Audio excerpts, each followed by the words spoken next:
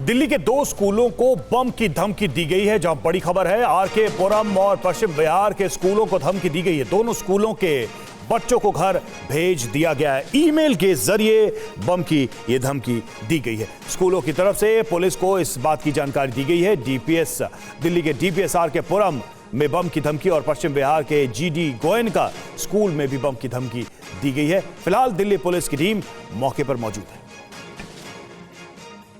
जितेंद्र शर्मा हमारे संवाददाता हमारे साथ मौजूद है। जितेंद्र, क्या जानकारी मिल रही है? जी बिल्कुल, देखिए सुबह तकरीबन 6:30 बजे ये ईमेल आया है डीपीएस आरके पुरम और इसके अलावा जीडी गोयनका पश्चिम बिहार को, और उसके तुरंत बाद जो एडमिनिस्ट्रेशन था उसने तुरंत जितने भी बच्चे स्कूल के अंदर उस वक्त मौजूद थे सभी को स्कूल से बाहर निकाला। उसके बाद उनके पेरेंट्स को कॉल किया गया। फिलहाल स्कूल पूरे तरीके से खाली करवा लिए गए हैं और सभी स्कूल, दोनों स्कूलों के अंदर इस वक्त पुलिस टीम मौजूद है, साथ ही बॉम्ब स्क्वाड दस्ता मौजूद है, साथ ही जो डॉग स्क्वाड है वो भी पूरे स्कूल की सघन जांच में जुटा हुआ है। हालांकि ईमेल किसने भेजा, कहां से भेजा, इस बारे में अभी तक पता नहीं चल पाया। पुलिस का कहना है कि इस बारे में साइबर सेल जो है वो लगातार कोशिश कर रही है ताकि जल्द से जल्द केस को वर्कआउट किया जा सके। जी शुक्रिया आपका इस जानकारी के लिए। और चलिए अब बात करते हैं किसान आंदोलन की। किसान आंदोलन का मामला सुप्रीम कोर्ट पहुंच गया है।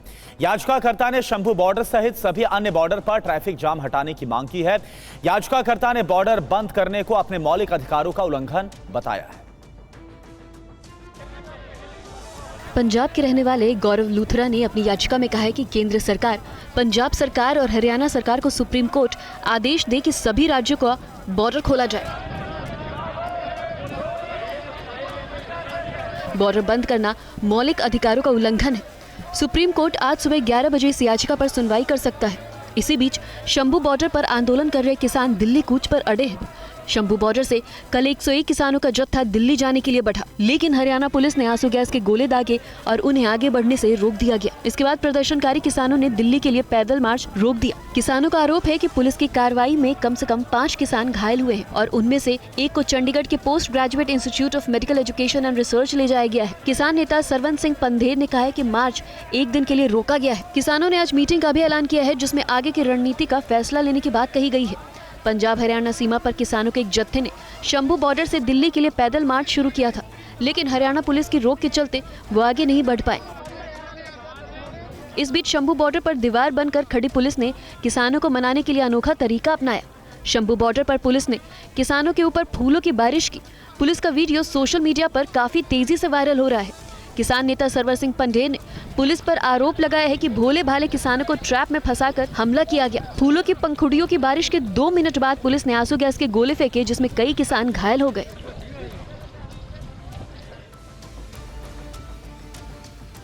पश्चिम बंगाल के नंदीग्राम में सहकारी चुनाव को लेकर एक बार फिर से बवाल हुआ है। यहां बीजेपी और टीएमसी के कार्यकर्ता आमने सामने आ गए। नंदीग्राम ब्लॉक 1 के कंचन नगर गांव में सहकारी चुनाव के लिए मतदान हो रहा था। इसी दौरान बीजेपी और टीएमसी कार्यकर्ताओं में पहले कहासुनी हुई, फिर हाथापाई शुरू हो गई और देखते ही देखते बमबारी होने लगी। पुलिस मौके पर पहुंची तब भी बमबारी जारी रही। मौके पर पूर्व सांसद और बीजेपी नेता दिवेंदु अधिकारी भी पहुंचे। उनकी पुलिस से झड़प भी हो गई। इसके बाद मतदान कुछ देर के लिए रोक दिया गया। दरअसल चांशवपुर हाई स्कूल में तमलुक सहकारी कृषि और ग्रामीण विकास बैंक के लिए मतदान हो रहा था। इस सहकारी समिति की नंदीग्राम में 7 सीटें हैं। इस चुनाव में मुख्य प्रतिद्वंदी टीएमसी और बीजेपी है। चुनाव को लेकर सुबह से ही तनाव था। दोनों दलों के कार्यकर्ता अपने अपने प्रत्याशियों के पक्ष में झंडे लहरा रहे थे और नारेबाजी भी कर रहे थे। जैसे जैसे वक्त बीता, टीएमसी और बीजेपी कार्यकर्ता उग्र होने लगे और मामला बमबाजी तक जा पहुंचा। आरोप है कि झड़प के दौरान कुछ लोगों को चोटें भी आई हैं, जिससे इलाके में तनाव का माहौल है। हालांकि पुलिस का दावा है कि हालात नियंत्रण में है। आरजेडी नेता और बिहार के पूर्व डिप्टी सीएम तेजस्वी यादव ने कहा है कि ममता बनर्जी समेत कोई भी सीनियर लीडर इंडिया गठबंधन का नेतृत्व कर सकता है। इस पर उन्हें कोई भी आपत्ति नहीं। इंडिया गठबंधन के नेतृत्व को लेकर जारी घमासान के बीच तेजस्वी यादव कोलकाता में थे। जब उनसे गठबंधन के नेता के बारे में सवाल पूछा गया तो कहा, निर्णय सर्वसम्मत से होना चाहिए। जो सबकी राय बनेगी उसमें हम लोगों को किसी के नाम पे कोई अभी विचार नहीं किया है, लेकिन जब ये निर्णय होगा सब लोग बैठेंगे तभी हो सकता है। तेजस्वी से जब ममता के नेतृत्व को लेकर सवाल पूछा गया तो उन्होंने कहा कि उन्होंने सहमति जताई। हमारे समझ से इंडिया अलायंस में जितने लोग हैं, जितने सीनियर लीडर्स हैं, कोई भी आए तो उसमें आपत्ति किसी बात की नहीं। और कांग्रेस नेता सोनिया गांधी पर बीजेपी का बड़ा आरोप। अलग कश्मीर समर्थक संगठन से जुड़ी सोनिया, भारत विरोधी जॉर्ज सोरोस से फंडिंग लेने का आरोप। सोनिया और सोरोस मिलकर भारत की इकोनॉमी तबाह करना चाहते हैं, बीजेपी का यह आरोप है। बीजेपी आज संसद में उठा सकती है मुद्दा। बीजेपी ने आरोप लगाया है कि कांग्रेस की पूर्व अध्यक्ष सोनिया गांधी एक ऐसे संगठन से जुड़ी हैं जो कश्मीर को भारत से अलग करने की वकालत करता है। बीजेपी ने अपने सोशल मीडिया हैंडल के जरिए आरोप लगाया है कि सोनिया गांधी एक संस्था forum of democratic leaders in Asia Pacific से जुड़ी है। ये संगठन कश्मीर को भारत से अलग करने की मांग करता है। बीजेपी ने यह भी आरोप लगाया है कि संगठन को जॉर्ज सोरोस की संस्था से फंडिंग मिलती है और सोनिया गांधी इस संस्था की को प्रेसिडेंट है। सोनिया गांधी की राजीव गांधी फाउंडेशन की अध्यक्षता के दौरान जॉर्ज फोर्सेस फाउंडेशन के साथ पार्टनरशिप हुई थी। बीजेपी ने आरोप लगाया है कि कांग्रेस के राजीव गांधी फाउंडेशन को भी जॉर्ज सोरोस फाउंडेशन से फंड मिला है। इस फंड का इस्तेमाल भारत को बदनाम करने के लिए किया जा रहा है। बीजेपी का एक और आरोप organised crime and corruption reporting project को लेकर है, जिसकी रिपोर्ट का हवाला देकर राहुल गांधी कई बार केंद्र सरकार पर हमला कर चुके हैं। इस संगठन को जॉर्ज सोरोस से फंडिंग मिलती है। Organised crime and corruption reporting project ने पिछले साल अपनी रिपोर्ट में उद्योगपति गौतम अडानी पर स्टॉक मैनिपुलेशन और कई तरह की अनियमितताओं के आरोप लगाए थे। इसी संस्था में पेगासस मुद्दे को लेकर भी रिपोर्ट पब्लिश की गई थी। बीजेपी ने जॉर्ज सोरोस से कांग्रेस के संबंधों का एक और सबूत दिया है। बीजेपी ने कहा है कि सोरोस की फंडिंग वाले ओपन सोसाइटी फाउंडेशन के अध्यक्ष सलील शेट्टी ने राहुल गांधी के साथ भारत जोड़ो यात्रा में भाग भी लिया था। बीजेपी का आरोप है कि कांग्रेस और जॉर्ज सोरोस दोनों मिलकर भारत की अर्थव्यवस्था को कमजोर करने और मोदी सरकार को बदनाम करने की कोशिश कर रहे हैं। जम्मू कश्मीर के पूर्व मुख्यमंत्री महबूबा मुफ्ती की बेटी इल्तिजा मुफ्ती की तरफ से एक बयान दिया गया और उसके बाद इस पर सियासत काफी ज्यादा गर्मा गई है। बीजेपी और वीएचपी की तरफ से बाकायदा इस बयान को हिंदू धर्म के खिलाफ साजिश बता दिया गया है। देखिए, हिंदुत्व और हिंदुइज्म में बहुत फर्क है। हिंदुत्व वो नफरत वाली फिलॉसफी है जो सरवारकर यहाँ इंडिया में फैलाते थे इन द 40s। हिंदुत्व एक बीमारी है और इस बीमारी का इलाज हमें करना पड़ेगा। मैं डंके की चोट पे कहती हूँ कि आजकल जय श्री राम, जिस आप राम राज्य की बात करते थे वो राम राज्य का नहीं है। Jai Shri Ram is a slogan that's been associated with lynchings. Iltija का ये वही बयान है जिस पर बीजेपी और दूसरे हिंदूवादी संगठन आग बबूला है। उन्होंने इल्तिजा को नसीहत दी है। हिंदुत्व को बीमारी कहना, भगवा को गाली देना, भगवा को आतंकवाद बोलना, आतंकवाद से जोड़ना, ये सब वही निकृष्ट हिंदूद्रोही मानसिकता का परिणाम है और सब विपक्ष के कुछ कुनबे के लोग इसी काम को करने जा रहे हैं। इस प्रकार की भाषा का इस्तेमाल नहीं होना चाहिए। राजनीति में डिफरेंस ऑफ ओपिनियन हो सकता है, लेकिन अभद्र भाषा का प्रयोग, अमर्यादित भाषा का प्रयोग नहीं होना चाहिए। और खबर यूपी के मेरठ से है, जहां ईसाई धर्म में शामिल हो चुके एक युवक पर दूसरे हिंदुओं का धर्मांतरण कराने का आरोप है। मेरठ के परतापुर क्षेत्र में इसी मकान में कई हिंदुओं को बुलाया गया था और इन्हें बाइबल पढ़ाकर ईसाई धर्म में शामिल कराया जा रहा था। धर्मांतरण की सूचना मिलने पर हिंदू रक्षा दल के कार्यकर्ताओं समेत बड़ी संख्या में लोग मौके पर पहुंचे और हंगामा किया। जिस मकान में धर्मांतरण कराया जा रहा था वहां पर एक प्रार्थना घर भी बनाया गया था। पुलिस को मौके पर से कई धार्मिक पुस्तकें भी मिली हैं। अब तक कितने लोगों को कन्वर्ट किया है, अब तक किस संस्थाओं से जुड़ा हुआ है, इसके पास पैसे कहां से आते थे, इन सभी चीजों के बारे में जानकारी की जा रही है। फिलहाल विनीत कुमार को हिरासत में ले लिया गया है। प्रधानमंत्री नरेंद्र मोदी आज राजस्थान और हरियाणा के दौरे पर जा रहे हैं। पीएम मोदी 13 दिसंबर को प्रयागराज भी जाएंगे और 7,000 करोड़ की परियोजनाओं का लोकार्पण करेंगे। पीएम मोदी आज जयपुर में राइजिंग स्थान ग्लोबल इवेंट समिट 2024 और राजस्थान ग्लोबल बिजनेस एक्सपो का उद्घाटन करेंगे। इस अवसर पर पीएम मोदी वहां मौजूद लोगों को संबोधित भी करेंगे। समिट का आयोजन 9 से 11 दिसंबर तक किया जाएगा। इसके बाद पीएम मोदी हरियाणा जाएंगे और पानीपत में LIC की बीमा सखी योजना का शुभारंभ करेंगे। पीएम मोदी महाराणा प्रताप बागवानी विश्वविद्यालय करनाल के मुख्य परिसर की नींव भी रखेंगे। 495 एकड़ में फैले मुख्य परिसर और 6 क्षेत्रीय अनुसंधान केंद्र 700 करोड़ रुपए की अधिक की लागत से स्थापित किए जाएंगे।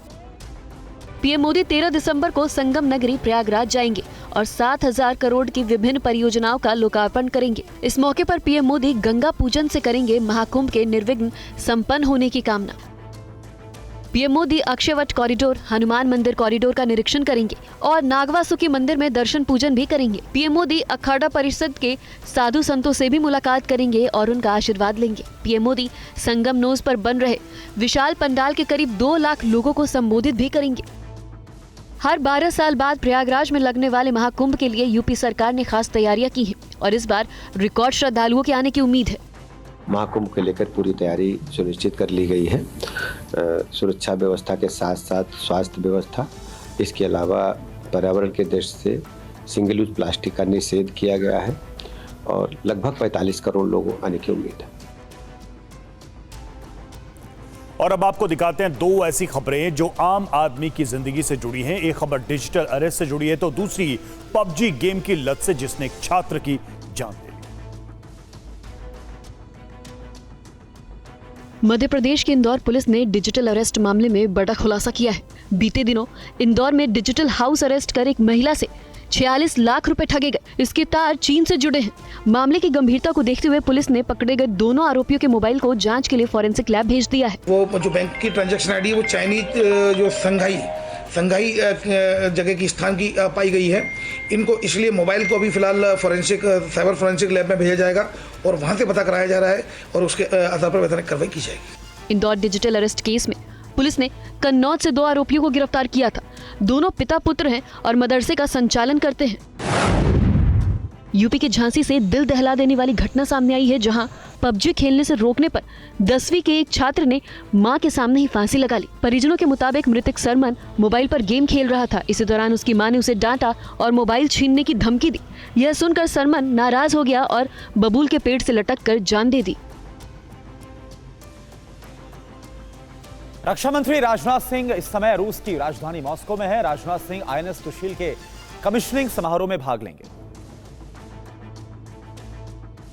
मॉस्को पहुंचे रक्षा मंत्री राजनाथ सिंह का रूस में भारतीय राजदूत विनय कुमार और रूसी उप रक्षा मंत्री अलेक्जेंडर फोमिन ने स्वागत किया। अपनी इस यात्रा के दौरान रक्षा मंत्री राजनाथ सिंह रूस के राष्ट्रपति पुतिन से मुलाकात करेंगे। इसके अलावा रूसी रक्षा मंत्री आंद्रेई बेलोसोव के साथ सैन्य तकनीकी सहयोग पर भारत रूस अंतर सरकारी आयोग की सह अध्यक्षता करेंगे। रक्षा मंत्री आज कलिनिंग्राड में नए बहुउद्देशीय stealth guided missile frigate INS Tushil को भारतीय नौसेना में कमिश्निंग समारोह में भाग लेंगे।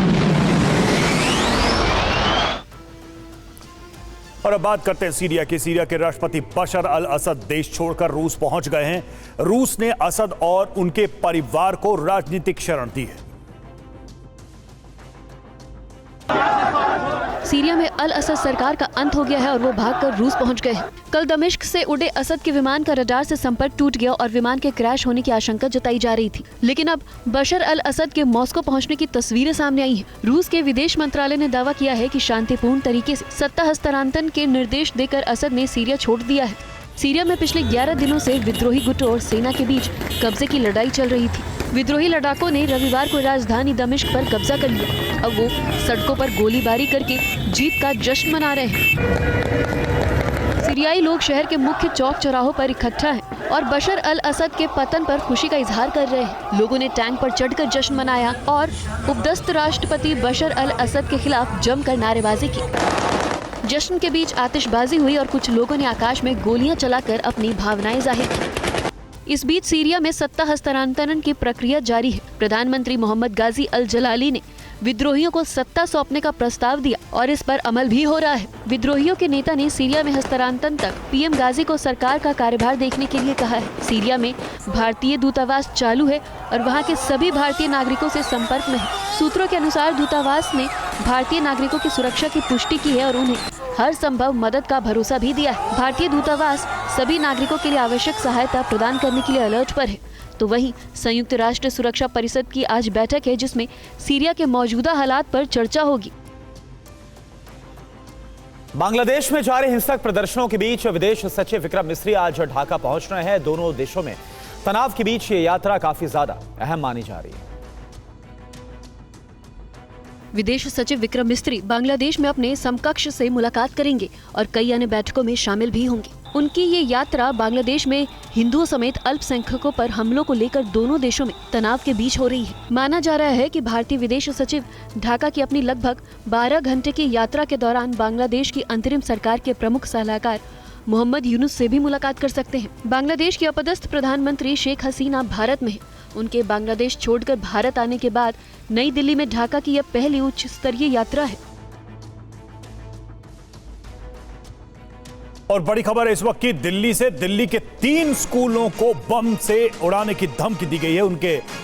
उनमें बम होने की धमकी दी गई है। 3 स्कूल, ये संख्या पहले 2 बताई गई थी, लेकिन अब 3 स्कूलों को धमकी मिली है। आरके पुरम और पश्चिम बिहार के स्कूल को धमकी। सुबह 7:30 बजे के करीब बम की धमकी मिली है। स्कूलों के बच्चों को घर भेज दिया गया है ईमेल के जरिए, ये धमकी दी गई है। हालांकि इन स्कूलों पर पुलिस पहुंच गई है और जांच जारी है।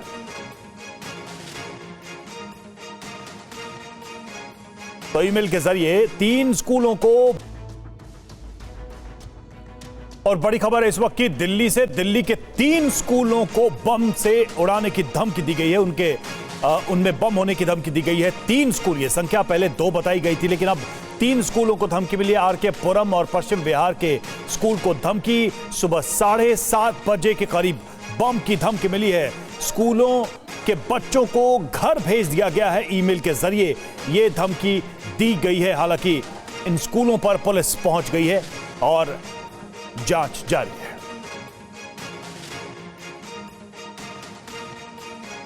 तो ईमेल के जरिए 3 स्कूलों को बम की धमकी दी गई है और जानकारी ये आ रही कि इन सभी स्कूलों के बच्चों को वापस घर भेज दिया गया।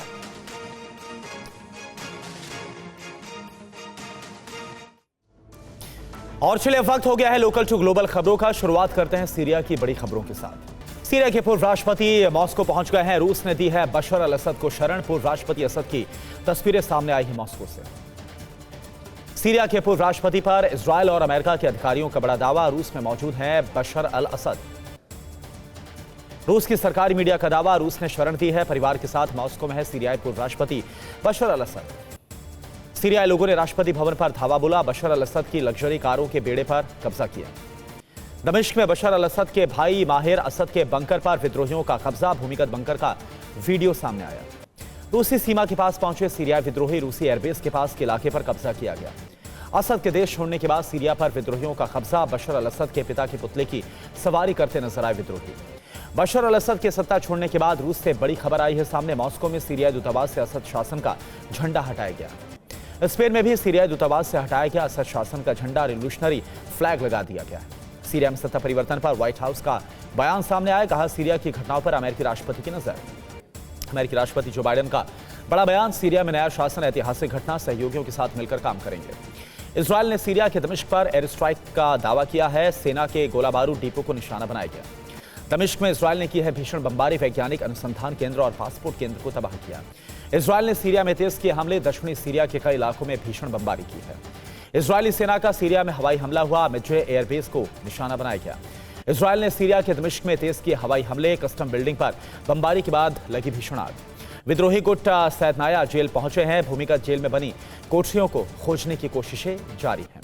सैदनाया जेल में बंद असद के बंदियों तक विद्रोही पहुंच गए हैं। बंदियों को विद्रोहियों ने रिहा किया है।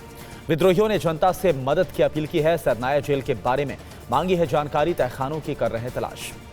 सैदनाया जेल से बचाए गए कैदियों का दावा, 3 दिन तक भूखा प्यासा रखा जाता था। शवों को बोरियों में भरकर रखते थे।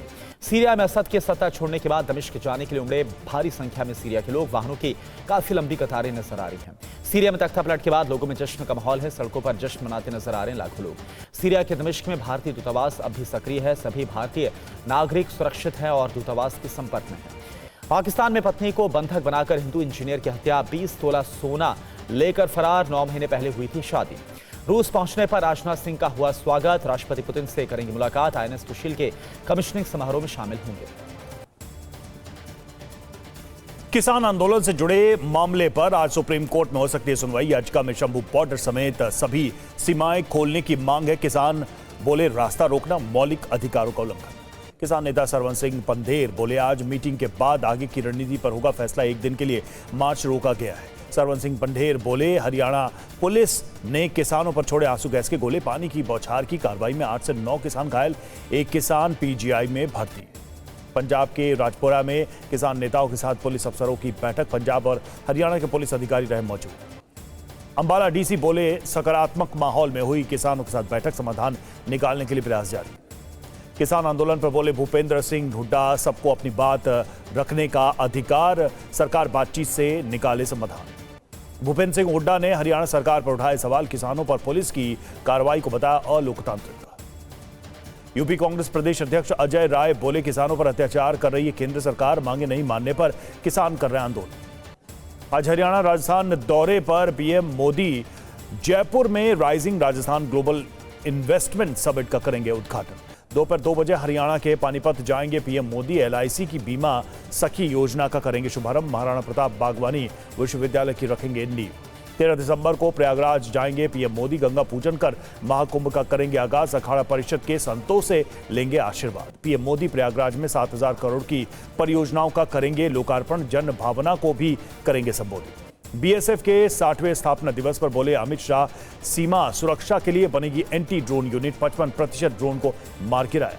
कानपुर में बोले सीएम योगी, भारतीय ऋषियों ने ही धर्म को वास्तविक अर्थों में समझा, धर्म सिर्फ पूजा पद्धति नहीं है। सोनिया गांधी पर बीजेपी का बड़ा आरोप, कहा अलग कश्मीर की मांग करने वाले संगठन के साथ है कनेक्शन। भारत विरोधी जॉर्ज सोरोस कांग्रेस को कर रहे फंडिंग।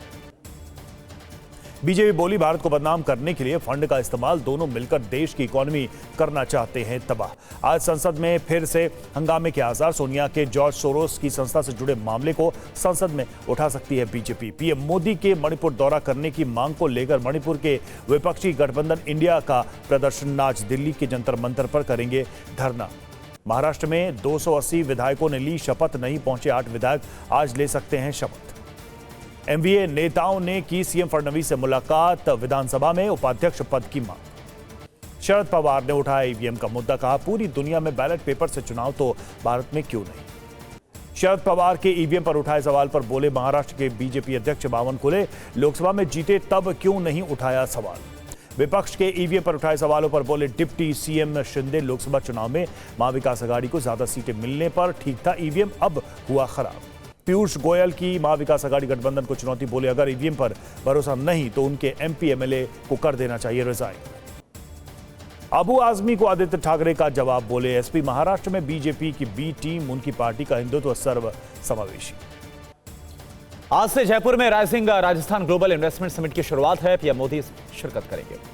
महबूबा मुफ्ती की बेटी अल्तजा का विवादित बयान, बोले हिंदुत्व एक बीमारी है, इसका इलाज करना होगा, हिंदुत्व नफरत वाली विचारधारा है। अल्तजा मुफ्ती बोली हिंदुत्व और हिंदुज्म में बड़ा फर्क है, हिंदुत्व वो जिसे सावरकर फैलाते थे, जय श्री राम का नारा लगाकर हो रही लिंचिंग। अल्तजा मुफ्ती के बयान पर बीजेपी नेता रविंद्र रैना का जवाब सामने आया, कहा कि राजनीतिक मतभेद हो सकते हैं लेकिन अमर्यादित बयानों से बचें अल्तजा। रविंद्र रैना बोले अल्तजा ने अभद्र भाषा का इस्तेमाल किया है, इसके लिए अल्तजा को मांगनी चाहिए माफी। बीजेपी विधायक टी राजा सिंह ने अल्तजा की गिरफ्तारी की मांग की है, बोली कि उनके बयान से समाज में फैल रहा है वैमनस्यता। अल्तजा मुफ्ती के बयान पर भड़के वीएचपी के नेता विनोद बंसल, महबूबा मुफ्ती से की अपील, आप आतंकियों की रही महबूबा लेकिन न बेटी को ना दें ऐसे संस्कार। अल्तजा मुफ्ती के बयान पर मुख्तार अब्बास नकवी बोले कि समाज के सभी वर्गों को साथ लेकर आगे बढ़ने का संदेश देता हिंदुत्व, मामले में किसी को ज्ञान देने की कोई जरूरत नहीं। कांग्रेस नेता राशिद अलवी बोले अल्तजा ने की हिंदू धर्म की तारीफ, हम सभी को एक दूसरे के धर्मों का करना चाहिए सम्मान। टीएमसी की सीएम ममता को इंडिया गठबंधन की कमान सौंपने की मांग, सांसद कीर्ति आजाद बोले गठबंधन के नेतृत्व के लिए सबसे उपयुक्त ममता बनर्जी। इंटीरी के नेतृत्व के सवाल पर बोले तेजस्वी यादव, ममता समेत कोई भी वरिष्ठ नेता गठबंधन का कर सकता है नेतृत्व, सर्वसम्मति से चुना जाएगा इंडिया का नेता। सीएम ममता पर सुकांत मजूमदार का हमला, बंगाल में महिलाओं की सुरक्षा पर उठाए सवाल, बोले राज्य में महिलाएं सुरक्षित नहीं। सुखबीर सिंह बादल पर हमले के आरोपी की रिमांड 3 दिन के लिए बढ़ गई है, नारायण सिंह को यूपी ले जाएगी पुलिस।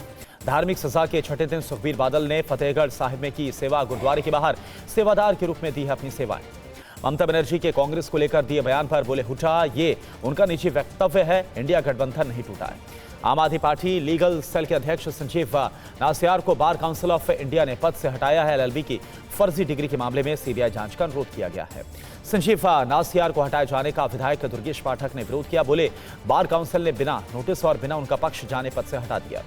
दिल्ली के करोल बाग में बोले अरविंद केजरीवाल राजधानी में कानून व्यवस्था काफी चिंताजनक है, केंद्र को ठहराएंगे इसके लिए जवाब दें। श्री कृष्ण जन्मभूमि विवाद पर आज सुप्रीम कोर्ट में सुनवाई। इलाहाबाद हाईकोर्ट के फैसले को चुनौती दी गई है। गुवाहाटी के कार्यक्रम में बोले CM हेमंता असम में बनाया जा रहा है केंद्रीय और 5 नवोदय विद्यालय। राजस्थान के बूंदी में बोले लोकसभा अध्यक्ष ओम बिरला बूंदी से मेरा पुराना नाता, यहां का विकास मेरी पहली प्राथमिकता। 13 दिसंबर को ही होगी BPSC की प्रारंभिक परीक्षा। विरोध प्रदर्शन पर आयोग के चेयरमैन मनु भाई का बयान, तारीख आगे बढ़ाने का कोई सवाल नहीं उठता। तेजस्वी यादव ने BPSC परीक्षा की तारीख बढ़ाने की मांग की। बोले अभ्यर्थियों की परेशानियों की अनदेखी कर रही है बिहार सरकार। कुंभ की तैयारियों का जायजा लेने प्रयागराज पहुंचे रेल मंत्री, कहा महाकुंभ के दौरान 13,000 ट्रेनें चलाएगी रेलवे। रेल मंत्री ने नवनिर्मित गंगा पुल और फाफामऊ स्टेशन का किया निरीक्षण। बुक स्टॉल से खरीदी किताबें, UPI से पैसे पेमेंट किए। बांग्लादेश सरकार का अवैध रूप से रह रहे विदेशी नागरिकों के खिलाफ चेतावनी का नोटिस, कहा जरूरी दस्तावेज के साथ कानूनी अनुमति ले, नहीं तो कार्रवाई होगी। बांग्लादेश में भारत के खिलाफ प्रदर्शन। ढाका में भारतीय उच्चायोग के सामने जुटे BNP कार्यकर्ता और समर्थक। पश्चिम बंगाल के पुरुलिया में भी बांग्लादेश में हिंदुओं पर हमले के खिलाफ प्रदर्शन। हिंदू संगठन ने निकाली रैली। श्रीनगर में कश्मीर के अल्पसंख्यकों ने निकाला मार्च। बांग्लादेश में अल्पसंख्यकों पर हुए हमले का किया विरोध। पुंछ में सनातन धर्म सभा ने तिरंगा लेकर निकाली रैली। लोगों ने बांग्लादेश की यूनिट सरकार का पुतला फूंका। बांग्लादेश में हिंदुओं पर हमले के विरोध में द्वारका में निकाली गई रैली। जय श्री राम और भारत माता की जय के लगाए गए नारे। CM हेमंता विश्व शर्मा का बयान, असम में अंतर्राष्ट्रीय सीमा के पास से पकड़ा गया बांग्लादेशी नागरिक सुरक्षा बलों ने वापस भेजा। दिल्ली के 3 स्कूलों को बम से उड़ाने की धमकी। DPS RK पुरम पश्चिम विहार के GD गोयनका और मयूर विहार के मदर मेरी स्कूल में बच्चों को घर भेजा गया। झांसी में PUBG खेलने से रोकने पर 10वीं की छात्र को आया गुस्सा। मां के सामने फंदा लगाकर दी जान, परिवार में मचा कोहराम। मेरठ में एक घर में चल रही थी प्रार्थना सभा। हिंदू संगठन का हंगामा। धर्मांतरण के आरोप में पादरी को हिरासत में लिया गया। यूपी डिजिटल अरेस्ट मामले में सामने आया चाइना कनेक्शन। जांच के लिए फॉरेंसिक लैब भेजे गए आरोपियों के मोबाइल। मैनपुरी में महिला को थाने भेजने पर DM ने दी सफाई। खुदकुशी की धमकी पर पुलिस निगरानी में भेजा, बाद में छोड़ दिया गया। बुलंदशहर में मिलावटी दूध और पनीर फैक्ट्री का भंडाफोड़। मौके से केमिकल और मिल्क फ्लेवर्स बरामद। 3 आरोपी पकड़े गए। दिल्ली के शाहदरा इलाके में रेडीमेड कपड़ों की दुकान में लगी आग। मौके पर पहुंची दमकल की 10 गाड़ियों ने आग पर काबू पाया। ग्वालियर के बाराघाटा इंडस्ट्रियल एरिया की प्लास्टिक फैक्ट्री में लगी आग। महिला और 4 बच्चों का रेस्क्यू किया गया। पुणे में एक फोटो स्टूडियो में लगी आग। 7 लोगों को बचाया गया। सांस लेने में दिक्कत के बाद अस्पताल में भर्ती करवाया गया। हिमाचल में बदला मौसम का मिजाज। शिमला सहित ऊपरी इलाकों में हुई सीजन की पहली बर्फबारी। लोगों का ठंड से हाल बेहाल।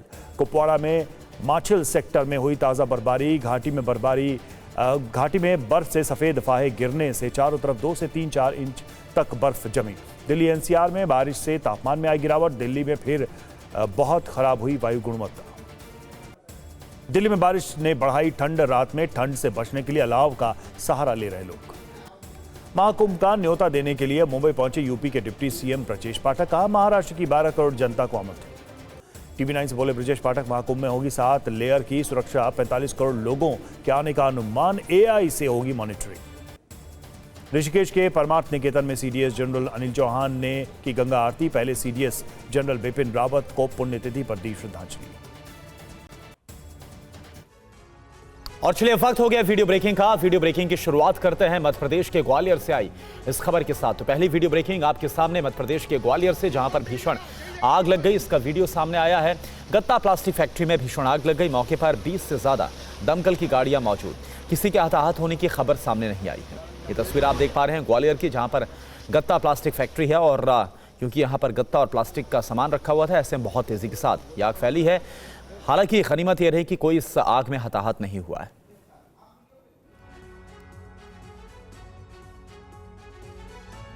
और अब दूसरी वीडियो ब्रेकिंग। दिल्ली के शाहदरा में लगी भीषण आग। गांधी नगर थाने के पास की दुकान में आग लगी है। घंटों मशक्कत के बाद इस आग पर काबू पाया गया। तो दिल्ली की तस्वीर है। गांधी नगर इलाके में आग लगी है। दिल्ली के शाहदरा में आग लगी है और काफी मशक्कत के बाद इस आग पर काबू पाया गया। जानकारी सामने आ रही है कि गांधी नगर थाने के पास की दुकानों में आग लगी है। कई घंटे की मशक्कत के बाद, कोशिशों के बाद ये जो भीषण आग है उस पर काबू पाया जा सका। और अब तीसरी वीडियो ब्रेकिंग रोड एक्सीडेंट की भयानक तस्वीर देखिए आप। कार का संतुलन बिगड़ गया, ट्रक ने टक्कर मारी पीछे से। पहले कार डिवाइडर से टकराई और फिर पीछे से आ रहे ट्रक ने टक्कर मार दी। सोशल मीडिया में वीडियो वायरल हो रहा है।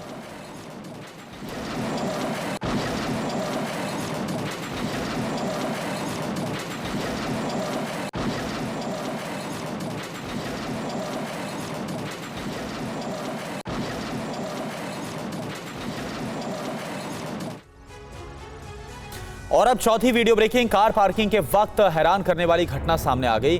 गेट खोलते वक्त ड्राइवर के ऊपर चढ़ गई कार। हैंड ब्रेक का नहीं लगे होने की वजह से कार आगे बढ़ गई। सोशल मीडिया में ये वीडियो वायरल हो रहा है। तो ये आप देखिए, हैंड ब्रेक नहीं लगा था और इसकी वजह से जो कार है वो ड्राइवर के ऊपर चढ़ गई। दरअसल अपनी कार को खड़ी करके यह शख्स गेट खोलने के लिए गया था, लेकिन जैसे ही गेट खोलता है तभी उसकी कार, क्योंकि हैंड ब्रेक नहीं था, वो आगे की तरफ बढ़ने लगती है। और फिर आप देखिए कैसे दो कारों के बीच में ये जो शख्स है, ड्राइवर है, वो दब जाता है।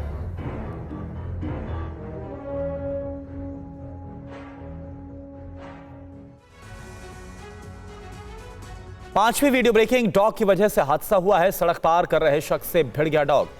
लड़खड़ा कर गिरा शख्स। सोशल मीडिया पर यह वीडियो वायरल। तो ये देखिए आप, ये वीडियो, ये शख्स जो कि रोड को क्रॉस कर रहा था, तभी एक तेज जो डॉग है वहां पर उससे टकरा जाता है और उससे टकरा कर ये शख्स वहीं सड़क पर गिर जाता है। चोटें भी आती हैं।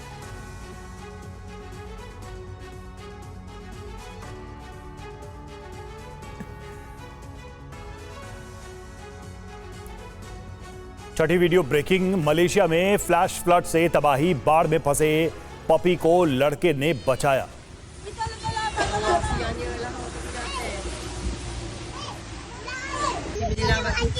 सोशल मीडिया पर इस बच्चे की तारीफ हो रही है। बच्चे ने इन पपीज को बाढ़ के पानी से बचाया। ये तस्वीरें देखिए।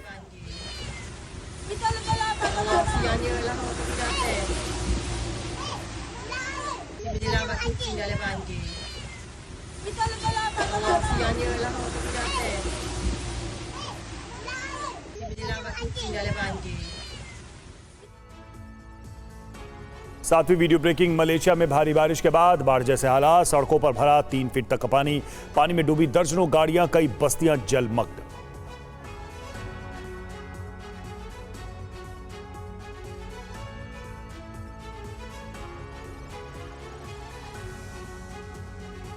तो मलेशिया में भारी बारिश के बाद बाढ़ जैसे हालात हो गए हैं और सड़कों पर 3 फीट तक का पानी नजर आ रहा है। कई गाड़ियां पानी में डूबी दिखाई दे रही हैं। आसपास के इलाके भी पानी में डूब गए। 8वीं वीडियो ब्रेकिंग सीरिया से। सीरिया के दमिश्क में धमाका। धमाके के बाद बिल्डिंग में आग लग गई। धमाके की वजह का खुलासा अब तक नहीं हो पाया। इजरायल के हमले के कुछ देर बाद ही ये धमाका हुआ है।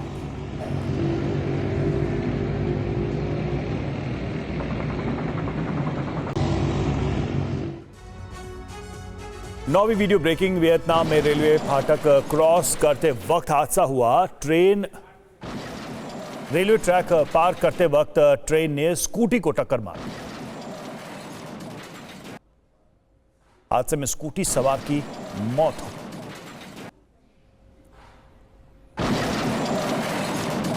भयानक हादसा हुआ है वियतनाम में, जहां रेलवे क्रॉसिंग के पास स्कूटी सवार को ट्रेन ने टक्कर मार दी। जानकारी यह भी मिल रही है कि इस एक्सीडेंट में स्कूटी सवार की मौत।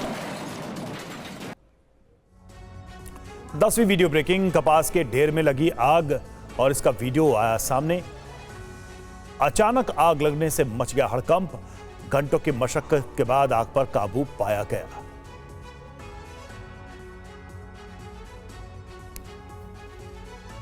और अब 11वीं वीडियो ब्रेकिंग आपको दिखाते हैं पराग्वे से, जहां के इटापुआ में भीषण तूफान आया हुआ है।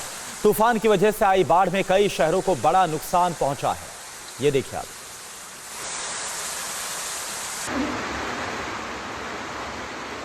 12वीं वीडियो ब्रेकिंग। स्पेन में बर्फीले तूफान ने बरपाया कहर, हाईवे पर बिछी बर्फ की चादर। मौसम विभाग ने जारी किया है अलर्ट। ये देखिए स्पेन की तस्वीर आप देख रहे हैं। भारी बर्फबारी के बाद हर तरफ आपको बर्फ ही बर्फ नजर आएगी। और अब 13वीं वीडियो ब्रेकिंग। दक्षिण पूर्वी फ्रांस में भारी बर्फबारी के बाद फंसे दर्जनों घोड़े। 2 लाख घरों में बिजली आपूर्ति ठप हो गई है। नागरिकों को घरों में रहने की सलाह दी गई है।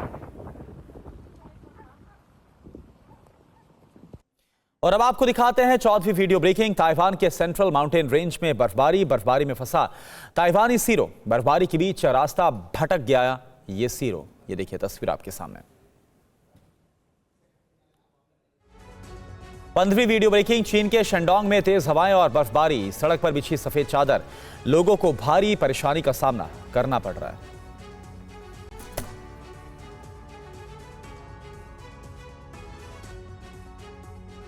और इस बीच एक खबर, दिल्ली के 3 स्कूलों को बम की धमकी मिली है। सुबह 7:30 बजे के करीब बम की धमकी मिली। डीएसपी आरके पुरम को मिली है बम की धमकी। डीजी गोयनका स्कूल में भी बम की धमकी। Mother Mary school Mayur Vihar को भी बम की धमकी मिली है। पुलिस ने स्कूलों में सर्च ऑपरेशन शुरू किया है।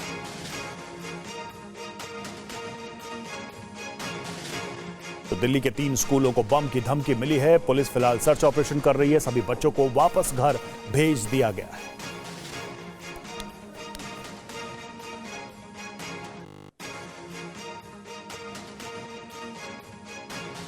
ये 3 तस्वीरें हम आपको दिखा रहे हैं किस तरह से इन स्कूलों को बम से उड़ाने की धमकी दी गई है। हालांकि पुलिस इन स्कूलों तक पहुंच गई है। सर्च ऑपरेशन चल रहा है। तलाशी अभियान चलाया जा रहा है। स्कूलों को फिलहाल बंद कर दिया गया है। शालिनी वाजपेयी हमारे साथ इस वक्त डीपीएस आरके पुरम से जुड़ी हुई हैं। शालिनी, आज सुबह ये बहुत ही चौंकाने वाली खबर, 3 स्कूलों को बम से उड़ाने की धमकी मिली है। अभी तक पुलिस क्या छानबीन कर रही है इस मामले में?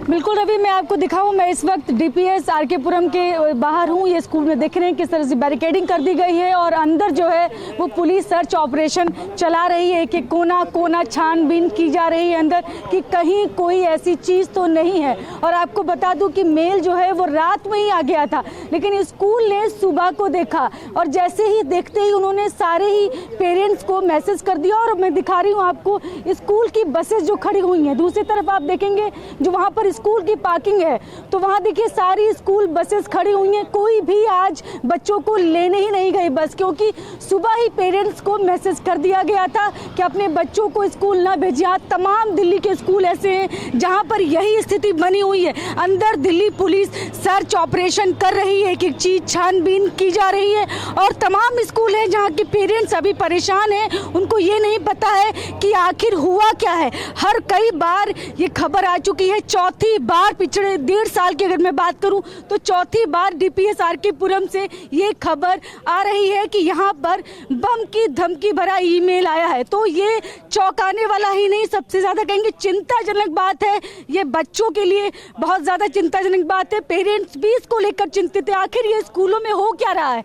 आखिर ये बार बार ईमेल्स क्यों आ रहे हैं? क्यों इस तरह की धमकियां मिल रही? कि इस तरह से अगर होता रहा तो लोग कैसे भरोसा कर पाएंगे इन स्कूलों में अपने बच्चों को पढ़ाने के लिए?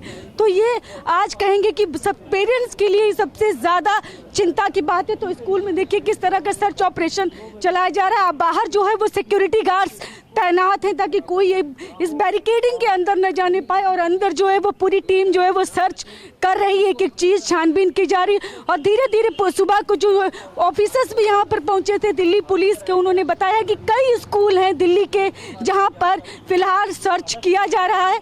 कई स्कूलों ने अपने पेरेंट्स को मैसेज भेज दिया है कि कोई भी आज अपने बच्चों को स्कूल मत भेजे। तो दिल्ली वालों के लिए आज सुबह ये अच्छी खबर नहीं है, क्योंकि आज सुबह ही इस तरह की खबर आना कहीं ना कहीं तमाम सवाल भी खड़ा करता है कि आखिर दिल्ली में हो क्या रहा है। स्कूलों को बार बार इस तरह के मैसेजेस क्यों आ रहे हैं? ये सवाल ज़रूर खड़े होते हैं। वो कौन लोग हैं जो ये हरकत करते हैं? वो कौन लोग हैं जो ये इस तरह की लगातार ऐसी कार्रवाई कर रहे हैं? और खास बात यह है कि उन लोगों को अभी तक उन लोगों को आइडेंटिफाई नहीं किया जा चुका है।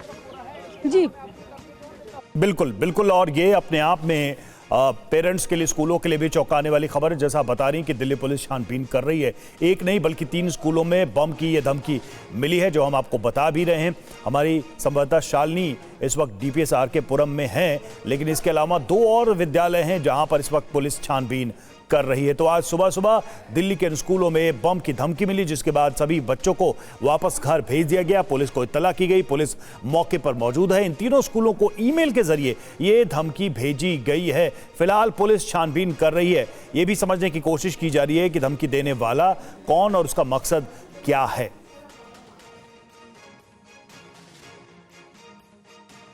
तो ये बड़ी खबर दिल्ली से हम आपको दे रहे हैं। 3 स्कूलों में दिल्ली पुलिस का सर्च ऑपरेशन इस वक्त चल रहा है। बम की धमकी इन तीनों स्कूलों को दी गई, जिसके बाद से ये कदम उठाया गया है पुलिस की तरफ से। ये देखिए, डीपीएस आरके पुरम, मदर मैरी मयूर विहार और जीडी गोयनका पश्चिम विहार, ये वो 3 स्कूल हैं जिनको धमकी दी गई है और फिलहाल पुलिस इन स्कूलों में मौजूद है। सर्च ऑपरेशन चल रहा है, तलाशी की जा रही है और ईमेल के जरिए ये जो थ्रेट है वो दिया गया था। इस एंगल से भी पुलिस इसकी जांच कर रही है। और स्कूलों की धमकी को लेकर एक और बड़ी खबर सामने है, एक बड़ा अपडेट हम आपको दे रहे हैं। धमकी देने वालों ने $30,000 मांगा। जिन लोगों ने ईमेल के जरिए ये धमकी दी है 3 स्कूलों को, उन्होंने $30,000 मांगा है। और आपको बता दें कि TV9 के पास भी वो मेल मौजूद है जिसके जरिए ये डिमांड की गई, ये धमकी दी गई। हालांकि हम वो मेल आपको पूरी तरह से दिखा नहीं सकते, लेकिन इतना जरूर है कि इसके जरिए एक रकम वसूलने की कोशिश, एक पैसा, एक अमाउंट मांगा गया। और वो देखिए अमाउंट क्या है, ये देखिए मेल का वो हिस्सा जिसमें इस अमाउंट की डिमांड की गई, $30,000। और सीधे तौर पर देखिए लैंग्वेज, इसकी भाषा देखिए कि if I do not receive $30,000 I will detonate the bombs. सीधे तौर पे कहा गया कि अगर $30,000 ये डॉलर नहीं मिलते हैं तो बम को उड़ा दिया जाएगा। The group KNR is behind this attack. ये इस मेल का वो हिस्सा है जिसमें पैसे की मांग की गई और धमकी दी गई। जीत भाटी हमारे साथ, हमारे संवाददाता जुड़ चुके हैं। जीत, जो ईमेल है उसकी भाषा है सीधे तौर पर धमकाने वाली भाषा है। पैसे दो नहीं तो सीधे बम से उड़ा दिया जाएगा, डेटोनेट कर दिया जाएगा। यहां तक कि जिस ग्रुप ने यह धमकी दी उसने नाम भी लिखा है। इस बात का क्या मतलब, अपनी आइडेंटिटी दिखाकर पैसे वसूलने की कोशिश?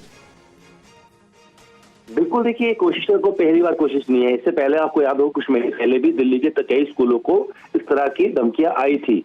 तो एक बार फिर से जो है मेल भेजकर कई स्कूलों को धमकी दी गई है और कहा गया है कि जो बम है वो कम तीव्रता के हैं, भले ही बिल्डिंग को नुकसान ना पहुंचे, लेकिन जो लोग होंगे अंदर, जो स्टाफ होगा या फिर जो स्टूडेंट होंगे उनको नुकसान पहुंच सकता है। और सीधे तौर पर वसूली की कोशिश की गई है और कहा गया है कि अगर $30,000 नहीं मिला तो बम को उड़ा दिया जाएगा, कि बम को फोड़ दिया जाएगा।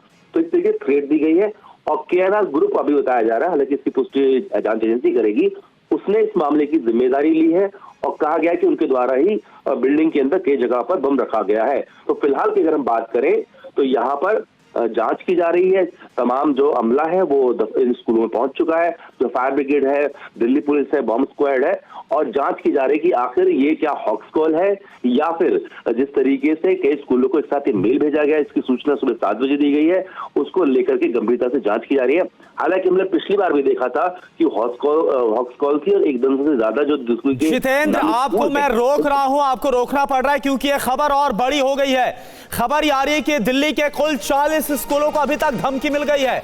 और आप देखें, कुछ वक्त पहले भी ऐसी घटना सामने आई थी जब दिल्ली NCR के स्कूलों को बम की धमकी दी गई थी और बाद में ये जो धमकी है वो गलत साबित हुई थी। और अब यह खबर सामने आ रही कि 40 स्कूलों को बम की धमकी मिली है। पहले 2 स्कूलों की खबर आई, फिर 3 स्कूल, और अब यह आ रही है खबर कि दिल्ली के 40 स्कूल हैं जिन्हें बम की धमकी मिली है।